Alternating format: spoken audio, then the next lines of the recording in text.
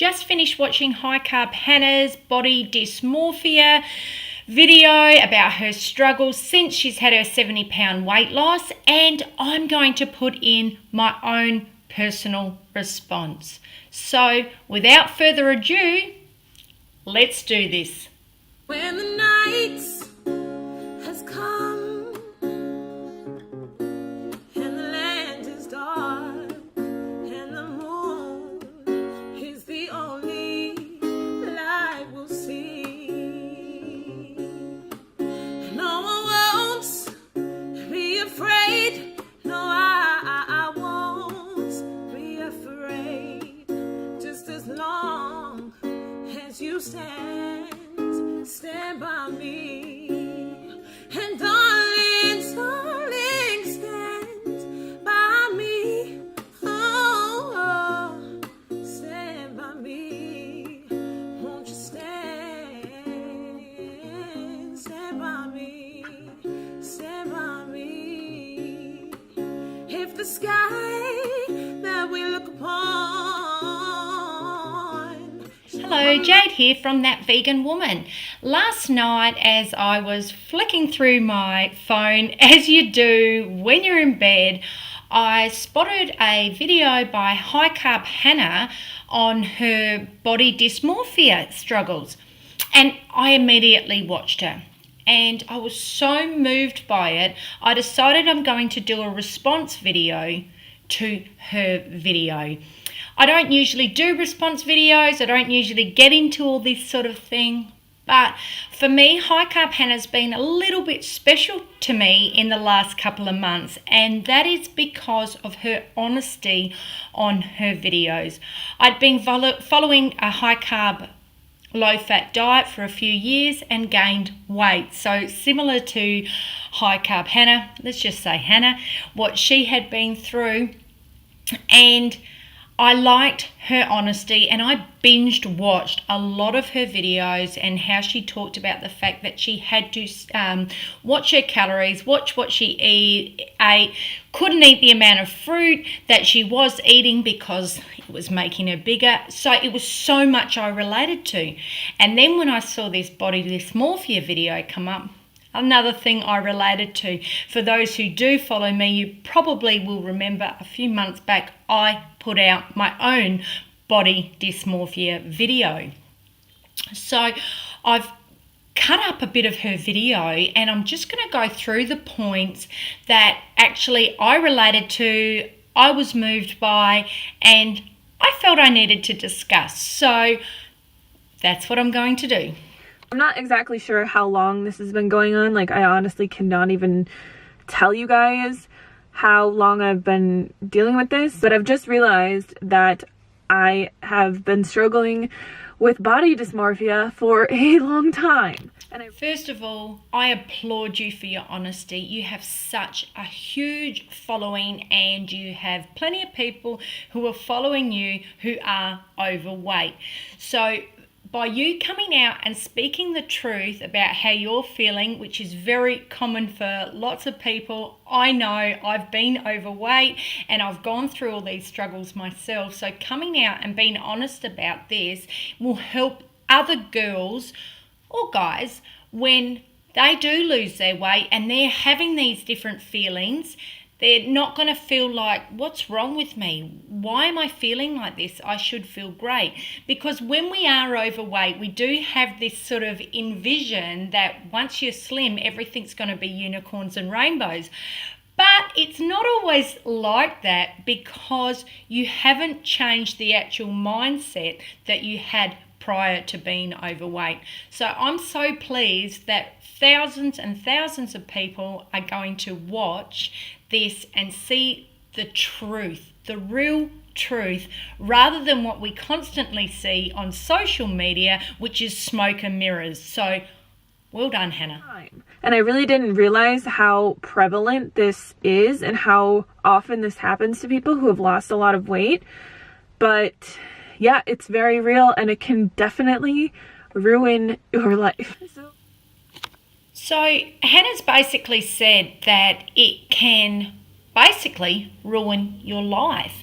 And body dysmorphia is something that a lot of women predominantly go through when they've lost their weight. And it can spiral things out of control because the mind can play major tricks on you. So you're getting into smaller clothes, you know that you've lost your weight, but you keep seeing those images that you were prior to being big, because your brain basically knows you as fat, because that's what you've been telling yourself for so many years. You're fat, you've got to lose weight. Most women, especially who have lost a lot of weight, have probably been on the weight loss merry-go-round for a long time. So all they know is being overweight. So nothing becomes enough. I remember when I first lost my weight, nothing was enough for me. I was always striving to be slimmer. I'd have days where I'd feel fantastic, but even if I'd put on maybe half a kilo or something, which can happen because your body fluctuates all the time, I would scrutinize myself because I was forever pulling at my arms, forever pulling at my belly. And believe it or not, I'm still guilty of it at a lot of times, but I've learning more and more over the years to talk to myself a lot better and say, you know what, you're okay, you are enough. And it's something that's not taught enough in the weight loss and health and nutrition world, predominantly, dare I say it, in the vegan movement. Obviously, my job is to help people lose weight, to help people get healthy, to help them, eat a plant-based diet. And sharing my entire weight loss journey online over 3 years was just a lot. Okay, this I relate to. When I first lost my weight, and I'm going back now in 2010, I lost my weight with a large weight loss company, and a very, very large international weight loss company. And I ended up being what is called a leader. And I had many, many weight loss meetings as well as corporate meetings. So some weeks I was seeing up to 1,000 people a week talking about weight loss, talking about health, and people were listening to me. They were watching me. They knew what I had lost, and I felt so much pressure on me to stay a certain size.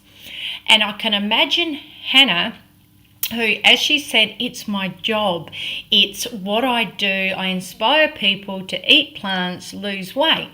And what a wonderful job, and to be able to do it online, it's an absolute credit to you that you've built up such an amazing channel. But I can imagine there would be a lot of pressure on you, and I can understand that. So that's very normal. And I think the hardest thing is for people when they have huge YouTube channels to the size you have. If you were on television and you were a major celebrity and you were well known and whatever, you would be given advisors. You would probably have counselling. You would have people who say, don't listen to that, don't do that, don't do this. When you're running your own ship, as you are, and you're reading comments people write, you're reading that people are putting out articles on you, or people have done response videos and everything else, you've got so much added pressure on you. And it's not surprising to me that you're feeling this pressure. And you've also got pressure that you have to be at a certain standard in order for people to follow you. You also mentioned that your whole channel is based around your body. But I think you undercredit yourself there. I really, truly do. For me, even if you put on 5 kilos, I don't talk in pounds, even if you put on 5 kilos or whatever, you inspire me. The reason you inspire me is because you're honest and you're true, and every single woman who has been overweight or who is struggling with their weight, struggling with their diet, struggling with their nutrition, have moved into the vegan movement and not sure what to eat because there's so much noise and confusion out there. You watch one of your videos and it makes sense. It makes sense because you don't bullshit, and there's too much out there. So I don't believe you should undercredit yourself. You have got so much to give, and you don't have to be up at that level just because somebody might change their direction or something's a little bit different with their body. That doesn't change the knowledge you have. That doesn't change the amazing charisma you have. That doesn't change the amazing message that you have put out time and time again. And as hard as it is, these are the things you need to focus on rather than focusing on you as a body, because you're more than a shell. There's everything behind there. There's so many women that are online and putting out weight loss, but not so many women that people are following the way they are following you. And that is because your honesty. And I truly believe that. I mean, people on the outside might be just thinking like, how could you possibly, look at your before and your after picture, or see yourself in the mirror and think that you're fat, or that, there's no difference, that you look like you did before. People may think like that, but those people who think like that have probably never been overweight. The greatest fear for anybody when they've lost their weight is being fat again. It is, and people who don't understand, I've had people say to me before, oh, you carry on, there's nothing wrong with your body the way it is, you look okay, you look this, you look that. You don't get it, because the one thing that is constantly going through your head all the time is, I don't want to be fat again. But while you're saying, I don't want to be fat again, your brain's just hearing fat, fat, fat, fat, fat, and it becomes a constant obsession. The reason it became an obsession so much anyway is because you made it your focus. And if you don't make weight loss your focus, guess what happens? You don't lose weight.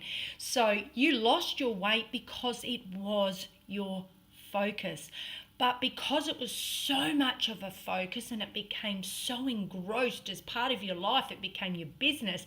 It was everything you're doing. So whilst you're not concentrating on weighing your food, measuring your food, making sure you're not eating too much, making sure you're bulking your food up with extra vegetables and everything else, then you're talking about it on videos. Then you're responding to comments. Everything you do is through your social media. So your Facebook is filled with weight loss. Your video, all your responses from that, weight loss, weight loss, weight loss, weight loss. Of course you're going to be struggling. Of course you're going to keep seeing that image there, because that image there is the one image you don't want to be.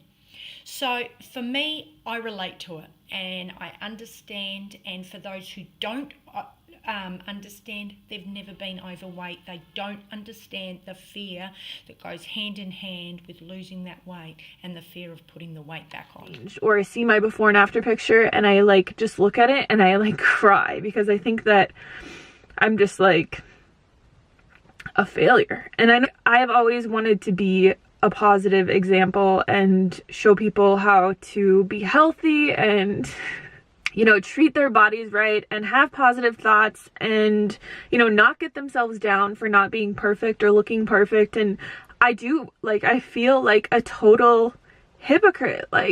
Hannah, you are not a failure. You're a human being.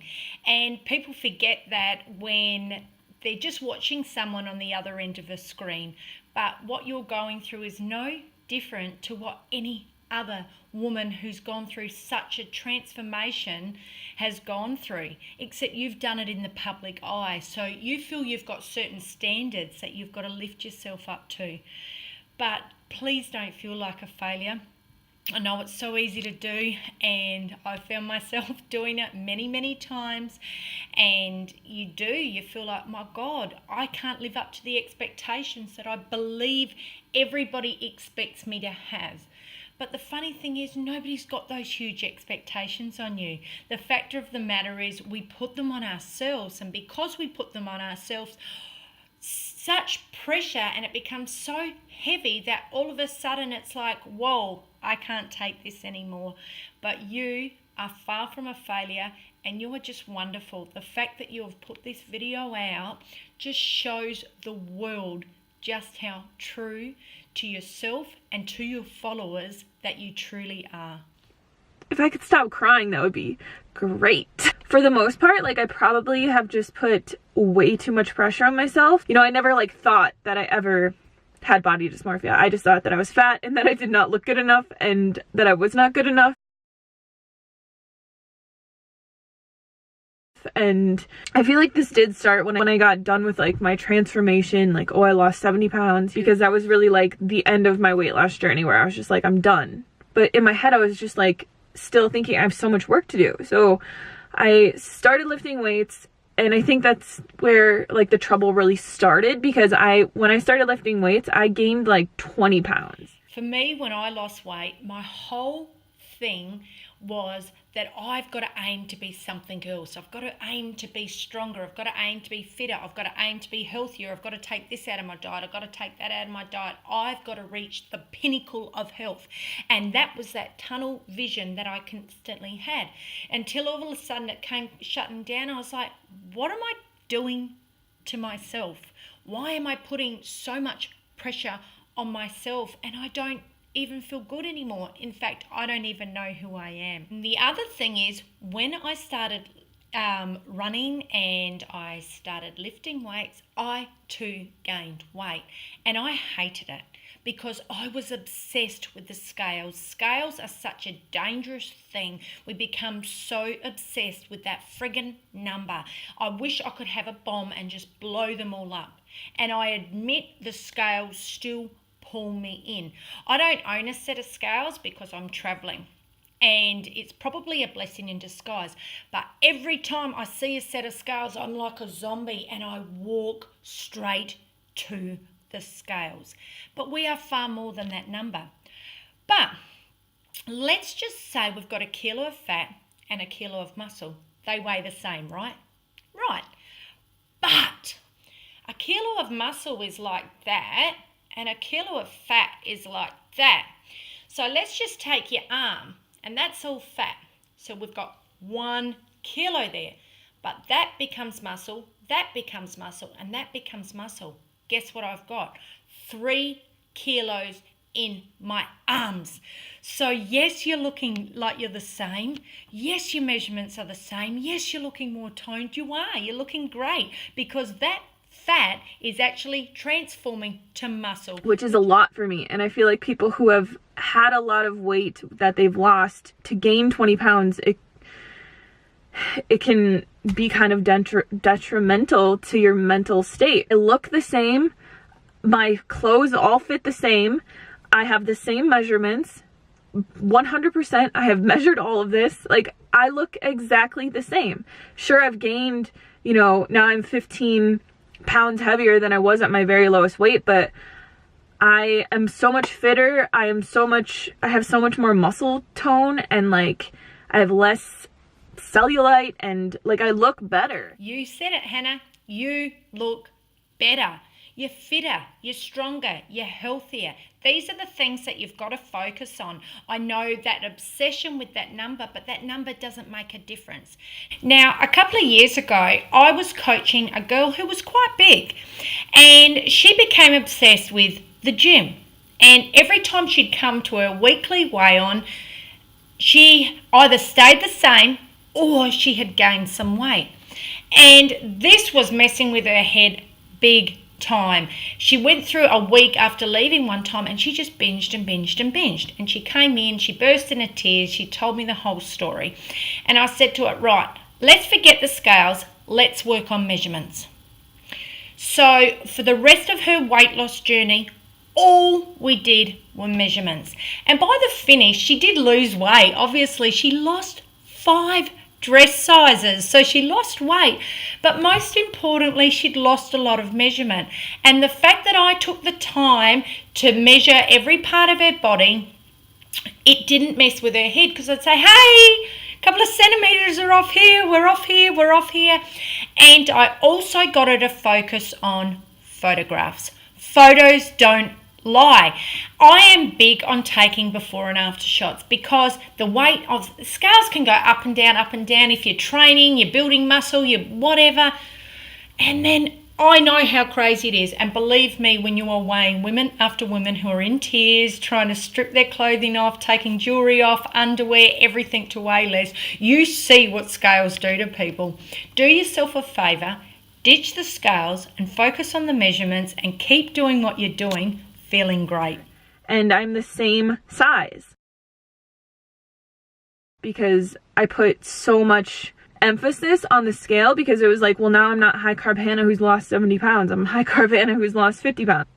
I lost like my passion for YouTube. I lost pretty much like my passion just for like living and like. If you need to take a break from social media, take a little break. Everybody who's following you will still be there. Nothing's going to change. Take that time for you. Focus on self-love. If you need to move your channel into the start of another direction, do it. Your channel is high carb Hannah. Hannah being the operative word. It's about you. Nothing's going to change. People will still follow you for weight loss. People will follow you for whatever, because people like you. If you want to move in to self-love, which I think is a great positive movement, and showcase to people what you're doing as self-love, I think that's the perfect thing for people to follow. After they follow every single video you've got on weight loss, which there's hundreds out there and you've got hundreds of recipes, start putting out the self-love stuff, and people are like, oh, it's like a complete package when you go to your channel. Absolutely everything's there, and you're helping people even further because you're going to help them once they've lost the weight. Just my thoughts. So mentally screwed up. And once I realized, like, Hannah, you don't have a clear picture of what you actually look like. Like, you need to calm down, reassess, reevaluate. That's definitely my biggest downfall, is that, like, I've come so far, and it's like this mindset of perfectionism or constant improvement that I have, where it's just like, sure, I've come far, but I need to be fitter. I need to be thinner. I need to be stronger. I need to be healthier. Like, that is just very mentally draining.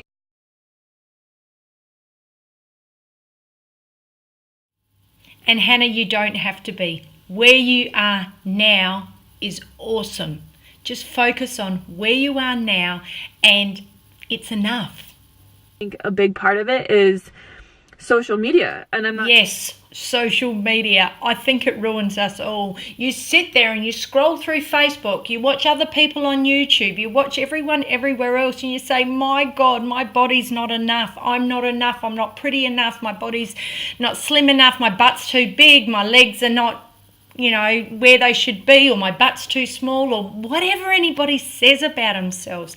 And that's what we do. The funny thing is that probably that same person that you're looking at saying, oh, I want to be more like that, they're probably looking at somebody else saying they want to be like that too. And that's what social media does to all of us. We've also got to remember that a lot of photos out there are photoshopped. And also, people only put their best pictures out there. Not that many of us are putting the pictures out when we first get out of bed and we're looking like, we don't want to put that out. We want to try and put our best self out there. And that becomes then an obsession. I think you look beautiful. And I know coming from someone else, it's not the same as thinking it yourself. But if you constantly look in the mirror and tell yourself you're beautiful, you'll eventually believe it.